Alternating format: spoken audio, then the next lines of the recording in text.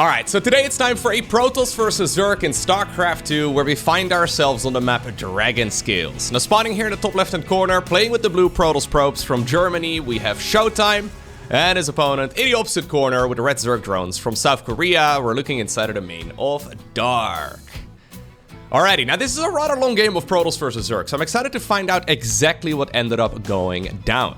The series was played, or this particular match was played, before Gamers 8 took place. And at Gamers 8, ShoWTimE ended up facing off on this exact same map, actually, against Raynor. And I thought that his late-game Protoss vs Zerg was very interesting. Now, I don't know if we're gonna see a similar approach once again, but I think what he was playing at G8 was actually very impressive. He had a very heavy focus on a ground-based army, in particular a lot of Archon Immortal. A lot of Archons, actually. I think he ended up making, like, something north of like 30 Archons in that particular match. Really crazy stuff. I wonder if that's what he's gonna do again, because most of the late game Protoss army compositions that we see against Zerg in the current meta of StarCraft 2, at the very least before I saw ShoWTimE play that, was a heavy focus on Stargate units, right? Now, in that match against Raynor, ShoWTimE did end up adding on a bunch of Tempest, but the Tempests were mostly just there because the Zerg player decided to go into Brute Lords, and I really don't believe he really wanted to make that transition. Now, I might be entirely wrong, because, well, sometimes I am, believe it or not, and he might just end up playing that straight-up Skytles army in this game too, but I guess we'll find out. Anyways, drones are starting to fall for some reason. I didn't even really bring up the Adept aggression here. I had them on the camera, I suppose, but yeah, this is not really something that Dark should be surprised by. 5 drones end up going down. He does end up losing the Adepts, but at the very least now the Zerglings can be used for a counterattack, but not a bad start right there for our German player. The only downside right here is that an Oracle is going to have to stay at home for a bit longer. It's going to be that Stargate opener right here from ShoWTimE, of course. It's basically what he does every single game. I always love it whenever Protoss players still send that probe down towards the third base, as if they don't realize that the Zerglings are going to go in for the counterattack. I guess the Protoss players have run the numbers. They probably put their numbers in a... I mean, ShoWTimE is a German player, right? So he probably has an Excel spreadsheet or something. Isn't that what German players do? Isn't that what all Germans do? You guys definitely use a lot of Excel spreadsheets. Don't lie to me. Don't lie to me. You love spreadsheets. You love your numpads on your keyboard, okay? Anyways, what was I saying? Oh, right. The probe moving down to the low ground is a bit of an ironic one, because you just killed, you know, those drones on the other side of the map. You forced out Zerglings. You lost the 2 Adepts that you could have used for the third base defense. And then, well, the Lings are obviously going to go across the map and get a little bit of work done. Okay, there we go.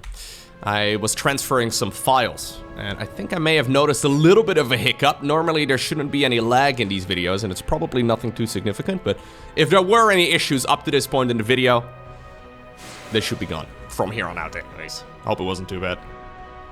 Anyways, more Adepts showing up right now together with these Oracles. Triple Oracle here in total. Not bad at all. The Adepts are at the very least pushed back for now here, but Dark not quite ready, nah. The Queens were hanging out over at the third base for a little bit. We're gonna sec one of the Oracles here, but that is a whole lot of workers going down in total. 12 workers already. We could continue the harassment as well in a little bit. Over in the main base right here of the Zerg, assuming we don't lose the second one. Okay. German efficiency is a real thing, though. My best example of this... Maybe I shouldn't be telling this story. I guess it's fine. Once a year, this has become a bit of a tradition, but once a year to my Patreon supporters, I send out Christmas cards. I've been doing this for a while now. I think we're coming up on like the 6th year. I'll go ahead and do it again this year, I suppose. Ooh, Adepts actually shading over here. They're gonna get a little bit of work done too. All right, so every year, right, I send out a message to all of the Patreon supporters saying, hey, if you would like to receive a Christmas card from me, just send me your address and I can go ahead and ship it, right? If you want it. I mean, maybe you don't. That's totally fine. And every year, I always get the responses back from, for example, the Americans, right? And Americans will usually write something along the lines of, hey, Lowko, so nice to hear from you. I hope you're doing well. Yeah, that sounds awesome. I had one last year, too, and I still have it sitting on my desk right now. I would definitely like to receive another one. Here's where you can send the card, right? The Germans would never write something like that. The German efficiency, I think, prohibits them from doing that. The Germans will quite literally just send me the shipping info, and that's it. Maybe a hello, if I'm lucky, okay? Maybe a hello. It's a very efficient way of writing emails. And you know what? I like the American way of doing things, but I really don't mind the German way of doing things either. Yeah, it's a very efficient way, and it is very easy for me to collect all the data and get it done easily, you know? It's a smooth way of operating. Anyhow. This is a scary attack here. ShoWTimE has done 22 workers worth of damage. That's an absurd amount of damage. Dark at this point is up with his back against the wall. He is gonna have a very hard time going for the defense here, or committing to the defense, assuming ShoWTimE here actually decides to commit. And that's a big question with ShoWTimE's play, right? Once again, he put the numbers in the spreadsheet. He realizes that oftentimes, yes, attacking is good, but it's also a little bit risky, right? Oftentimes just marching across the map, yeah, and expanding behind it is a better approach. I think a lot of Protoss players at this point in the game would be feeling like they can just go ahead and win, but ShoWTimE, yep, he decides to just poke across the map, get a couple kills here and there, force out a massive army from the Zerg, and now he's expanding behind it. This is a very ShoWTimE-esque approach, and while he's very good at the game, the problem, of course, with this sort of playstyle is that you do force the game to go longer. And when you are at an advantage, like I think we can safely say here for ShoWTimE, when you are at an advantage, you may as well try to push for that advantage, right? The more time you give your opponent, the more chances you give the opponent to get back into it again as well. Alrighty. We've got some invisible men coming up. Did that just morph into Archons? Never mind. The invisible men are now visible, I don't know, bulbs of pulsing energy. Look at them. Very visible indeed. Do you think they still share their memories? I have no idea how an Archon functions. I think an Archon actually is one of the coolest StarCraft units in general. The fact that two dudes can merge together like that and become one big, you know, glowy ball, that's pretty sick, but I do wonder what it's like for the Templar themselves, because it doesn't sound like the best life. I guess it's better than being sacrificed as a man with a sword and a cape. Anyways. Yeah, so Dark has happily just macroed his way back up towards a decent economy.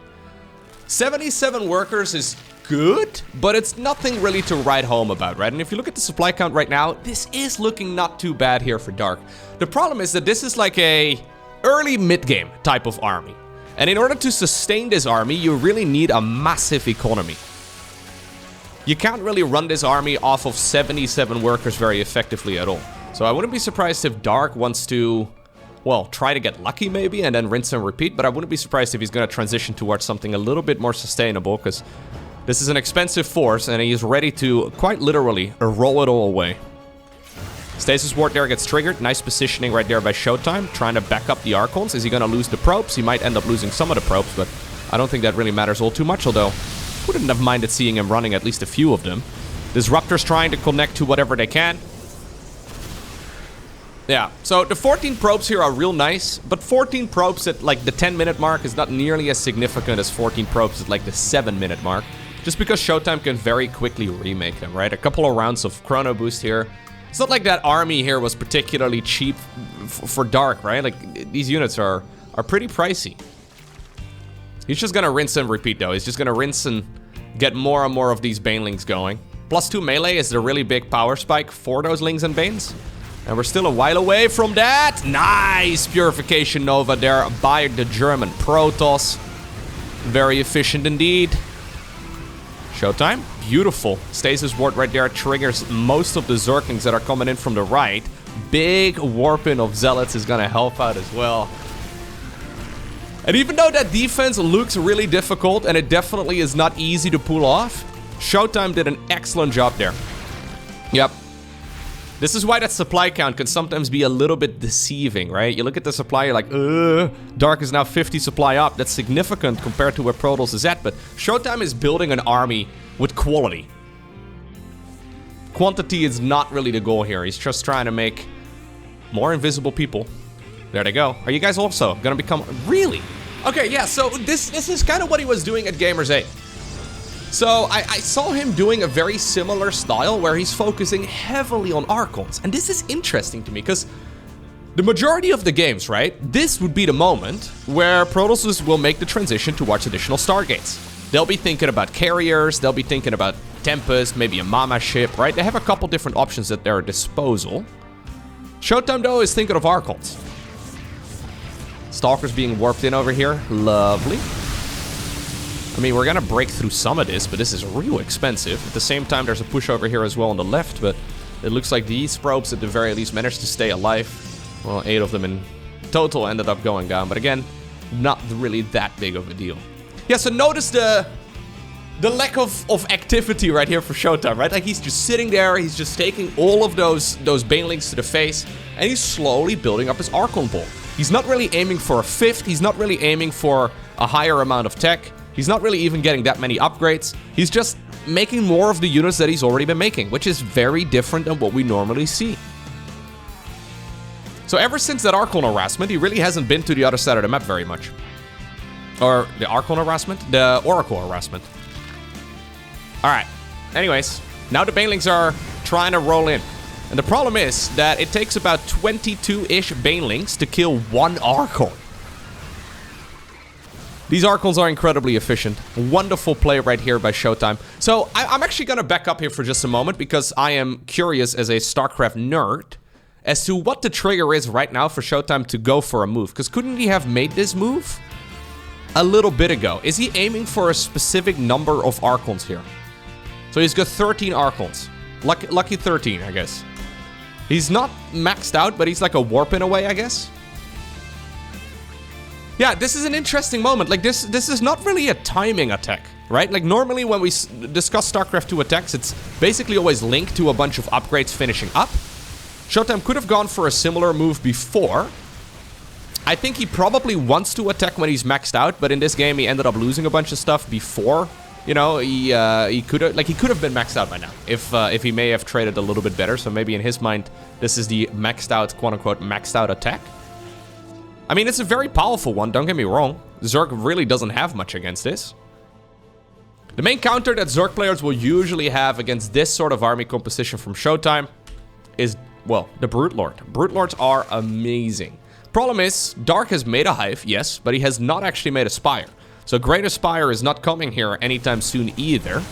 Once again, we're trying to just get those Archons to be on the high ground here. Immortals in the back as well, just helping out wherever they can. Nice little bit of juggling here from ShoWTimE too, but Dark is still a very scary player. Yeah, he never really got to the worker count that I would have liked to see him at, but he has a scary amount of stuff, and his upgrades here are really impressive too. So he's actually going to go for the Adrenal Glands research here. He's going into the +3. We've got ourselves the +2 missile research just about to finish up as well. This is a very glass cannon-y type of Zerg army comp, right? Where he's basically just throwing stuff at the Protoss player. It's not stuff that's really meant to survive, with maybe the exception of the Ravagers. I mean, we did see 2 of them going down, but that's really not too much.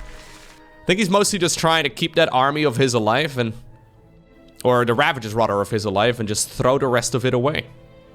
Now here comes ShoWTimE again. This is a very scary army. He's basically just cutting this all up. Look at this. Just slicing the Zerg army in half. No Observer in the mix, which is interesting. We only have 2 Immortals here as well. I actually really wouldn't mind having like 3, maybe 4 Immortals here. I think that'd be really good. Big Stalker warp in right over at the base of the Zerg. And these are some very cool attacks. So again, there's no Stargates here. He only just now added on a 5th. He's not ready to go for a late game transition really, because he clearly doesn't intend to. Like, he is not planning on going for a late game transition at all. Dark just trying to reinforce this to the best of his abilities.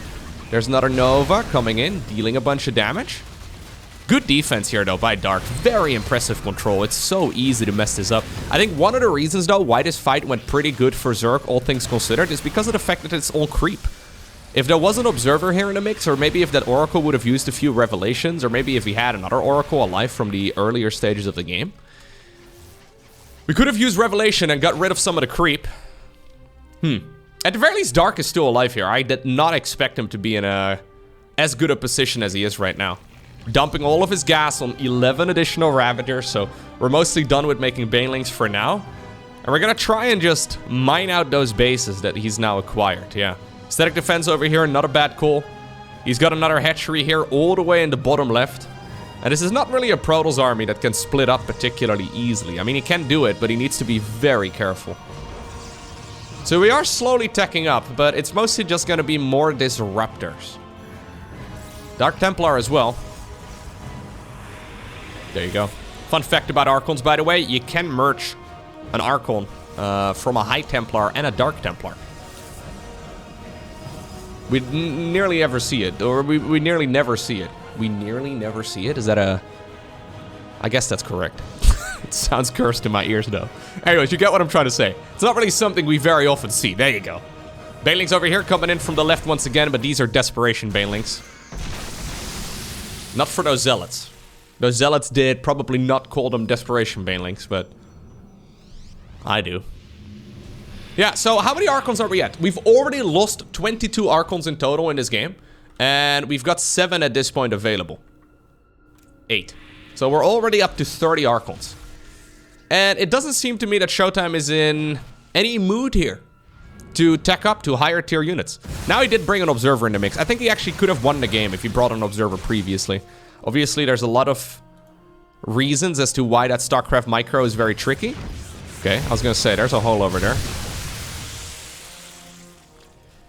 And he could have definitely microed it a little bit better with that big engagement.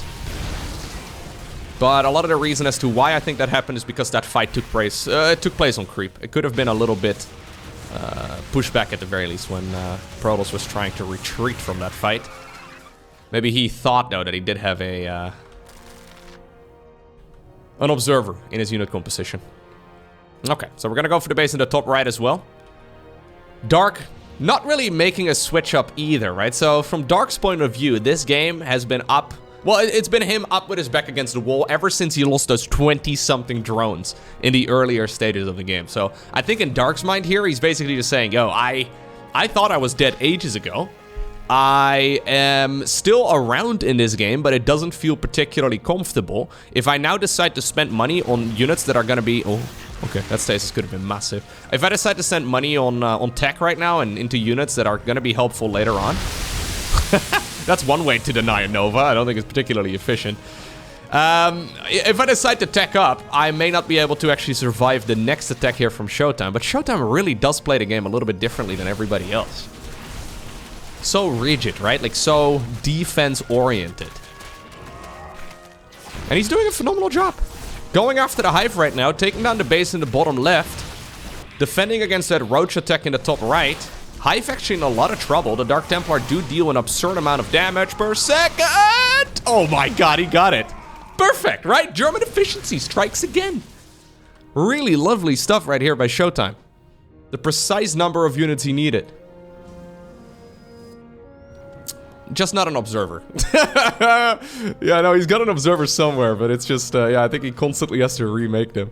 There's a little bit too much creep out in this game for my liking, so that's really my only criteria right here, or my only criticism, rather, of ShoWTimE's gameplay, but it's excellent stuff, yeah. He's thinking the same thing right now, going after the creep tumors. There's no way that somebody is offended, right, when you say German efficiency? There's no way, right? That's a compliment, in case you're, you know, getting upset. I wish I was a little more German sometimes. I'll be honest with you. Anyways, Zerglings over here coming through to the center base over here on ShoWTimE's side of the map.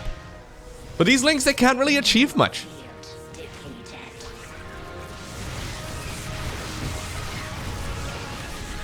Okay. Yep. Banelings though, oof, finding a beautiful angle. These probes are running for their lives. Are we gonna try and bowl it away? We are. Lovely stuff. Sorry, I feel like I've said that 5 times already, but... This kind of feels so far like a game where ShoWTimE is playing with his food. And it's just that his food is like an alligator, okay? Like he's wrestling a saltwater crocodile over here. It's... I don't think you should do it, but... He could have gone for the killing blow a couple times already, but he's like, no, I got him around to waste. Dark is doing his death roll right now, trying his very best, but not really in a comfortable state. Roach Ravager Lingbane is going to be the name of the game, and he realizes that his main way, well, back into this match is by just harassing the bases, right? If he can take down some of those expansions here from the Protoss, and he can reduce that economy and then maybe get a good engagement down, So this is another interesting one. When you're playing against such a Lingbane heavy army, why are we only just now going into the High Templar? I mean, it's clearly the right move, but it does feel a little cursed. Normally we see a quick transition towards the High Templar together with a whole lot of carriers, right? Like that's what we see. Archon carrier with High Templar for support. Dark is starting to get some work done though. Yeah, he's doing a phenomenal job maneuvering around this map, and he's finally starting to find some angles here where he can really start hurting the Zerg, or the Protoss. He's also hurting the Zerg for what it's worth, but not entirely intended.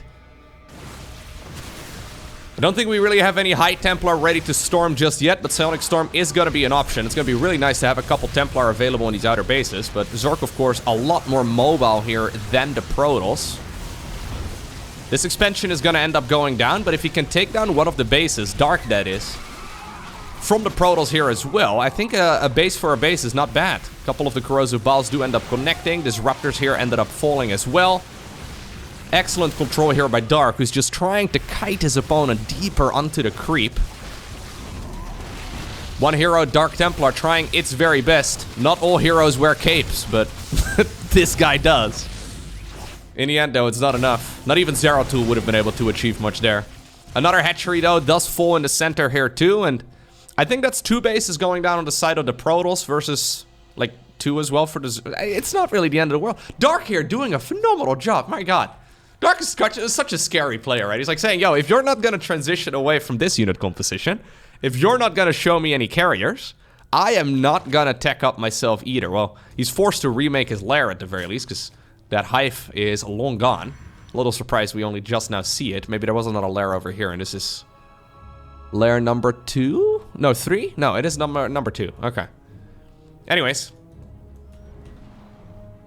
That's Zeratul's wannabe over here. The Zeratul impersonator. What a legend. Okay. He's gonna go after the only thing that can detect him. Love to see it. Pathogen Glance is coming up. This is when you know the game is starting to become desperate for Dark. I've been talking like this game has been desperate for Dark all along. Not really the case, apparently, according to him. Big engagement here once again. Yeah, just Roach Ravager doesn't do poorly against this Mass Archon ball. I think the original intention here was to try and counter the Lingbane-based army with Archons. But Dark is now saying, yo, I really can't get much done anymore. Which is exactly why we don't really see that many Archons on the production tab. And instead we see a focus on Disruptors now. Disruptor Immortal would be really quite nice. Dark just going full Road Ravager. Anyways, he's got himself the Pathogen Glance. That's the Infestor Energy upgrade. That's gonna allow him to spawn a bunch of Infestors with enough energy to use Fungal Growth. You really only go for Pathogen Glance when you're planning to go more than, like, say, 4 to 5 or so. Ooh, 4 to 5 or so Infestors. If you're planning to invest into Infestors. But loads of them. Okay. So, 33 Archons have gone down. We still have 8. That's a lot of Archons. 152 Banelings, 459 Zerglings, 101 Roaches. Not bad at all. Interesting late game army, right? I mean, it's not really even a late game army for either player. Maybe it's because ShoWTimE just doesn't have a lot of faith in late game Protoss armies as it is right now. And I know there's a lot of Zerg players that are ladder heroes watching this. Disruptor, oh my god, just barely get nicked right there before he would have... Okay, before he would have destroyed half of that Zerg army. I know for most of us, 12 probes did... Ooh, burrowed Banelings here as well, but he spots it! Hold up! How in the world did he spot the burrow so quick? I did not even really see it, and I had perfect vision. Lovely work right there by ShoWTimE. Can I switch to ShoWTimE's? No, this is ShoWTimE's camera view right over here. So originally he did not quite see the Banelings. So they're rolling in right now and he pulls the probes at the last second. He saw them burrow. Wow. Okay, yeah, that was impressive. Okay, I'm back on the camera right now. Going for a run by here as well on the right side of the map. Cute move right there by Dark, by the way. Love seeing additional Banelings right there burrowing if they can't get maximum value regardless, because the probes have already run away. He's once again running this around. I mean, I'm talking as if ShoWTimE is the clear winner in this game, but it's really not the case. Both players now have a reduced economy of only 40-something workers. Dark actually is still mining quite a bit. Yeah, for the last little while, he actually got himself a nice economical boost. His only real mining base is the one over here on the right side. This is really the only Protoss mining base, though. Neither player really having the center expansion taken anymore. These banelings might be... Yeah, okay. I was gonna say, that might be a bit dangerous. Roach is here trying to get some work done as well. Where in the world are we gonna see... Okay, additional bases. Oh, okay. Could have probably rolled that way. These are definitely gonna be able to be one-shot. Yeah, interesting. So, most ladder heroes out there, we, myself included, we die to those mass... Carrier, Archon, High Templar balls, right? Like, those unit compositions are terrifying. But the thing is, these top-level Zergs that are very good at microing multiple spellcasters and all that, they're very good when it comes to late-game Protoss versus Zerg, or I guess from their perspective, Zerg versus Protoss. So maybe this is ShoWTimE saying, yo, if I am not transitioning towards carriers, Zerg is not going to transition towards their late-game army either. Really, the only unit that Dark would like to go for here, I would imagine, is... Ooh, okay, Disruptors, or well, I mean... Dark would like to go Brute Lords here, I think. He would love to go Disruptors too, for what it's worth, but... Brute Lords would be really good. Maybe Lurkers? But he really, with the early game, right, that we saw... Ooh, nice Biles. With the early game that we saw, he never really had the opportunity to. Right now, I don't think we're gonna see that anymore. This is basically the endless mid-game at this point. Dark is now actually in a really nice spot, though. Worker count can be a little bit deceiving, so it's 38 versus 27, but he's obviously oversaturating this one heavily. I guess this is the most likely base for the Zerg player to take, and I think this is the most likely expansion for Protoss. Wannabe Zeratul is in the bottom left-hand corner as well. A couple more banelings here trying its very best to get some work done, but I think as long as these Archons are in the right place, they're not going to be able to achieve that much. Okay. I think that Stasis Ward should probably be on the bridge. Here go the banelings. Look at the skittish little Tastalope over here running away. Okay, 2 probes only. Rocks over here will get shut down. That Archon, by the way, from the early game, still around. Getting its 11th kill. Yep. Not bad. 24 drones on just 4 mineral patches, though, is way too many. Maybe that base over there, this expansion over here, gets destroyed another time. If ShoWTimE can take control of the high ground, it's going to be incredibly difficult for Zerg to actually take that back. Especially when their army is as split up as it currently is. Battery overcharge being activated. ShoWTimE hoping almost that his opponent was going to commit to the push. Wouldn't mind seeing a run by, though, inside of the natural. This is usually the moment where Chaos is gonna allow Zerg to get into the natural expansion of the Protoss. Maybe even the main base as well. Obviously, Protoss does have a bit of money, but a bunch of Zerglings here would not be bad. Disruptors, Purification Novas, trying to move forward here. Again, another council on that base. He's immediately remaking it, but this is some lovely movement. Really like that revelation as well from the Oracle. ShoWTimE can see exactly where that Zerg army is currently at. A 30 supply-ish advantage right here for Dark. 8 additional Ravagers coming up. Ravagers are a fantastic unit here in this particular point in the game. Very difficult for Protoss to get a good engagement off against that. He's thinking about going for a surround, it seems. Dark, that is. Trying his very best to come in from every angle right now, but that's dangerous. Archons here on the left side are doing a good job. Corrosive Biles trying to connect over there on the right, but a Disruptor hit instead grabs a bunch of those kills. Another big one. Ooh, lovely work right here by ShoWTimE. Just trying to grab whatever army he can, and at the same time, there's a Zealot run by over here on the right side of the map. They killed 7 drones before the rest of them managed to burrow. They're gonna get back to mining here shortly, but this is pricey. Okay, he's starting to long distance mine out these mineral fields over here. ShoWTimE, though, is not letting go of this, so he's decided not to take another expansion here. I really wonder if that would have been an option. I think it would have been, but instead he decides, you know what, I'm gonna slowly make more probes. Not a huge fan of that, to be honest. And I'm just gonna try and deny my opponent's bases here instead. Archon's trying to go for a bit of a wraparound as well. They're assuming that there will be a run by.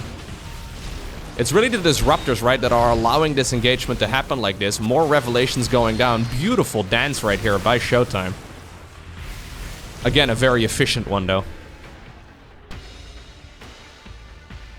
Can we harass this from the low ground? Yeah. I don't mind that. Blink. Lovely. Ah, okay, that's where these Archons were going. The Archons were split up from the main army to try and go for the surround here on the other side of the map. It's mostly Zerglings just trying to defend this. And with Dark unable to hold on to the base in the middle, but also the base here on the right, it's ShoWTimE who obtains the victory. But what an interesting strategy right here from our Protoss player. Really cool to see.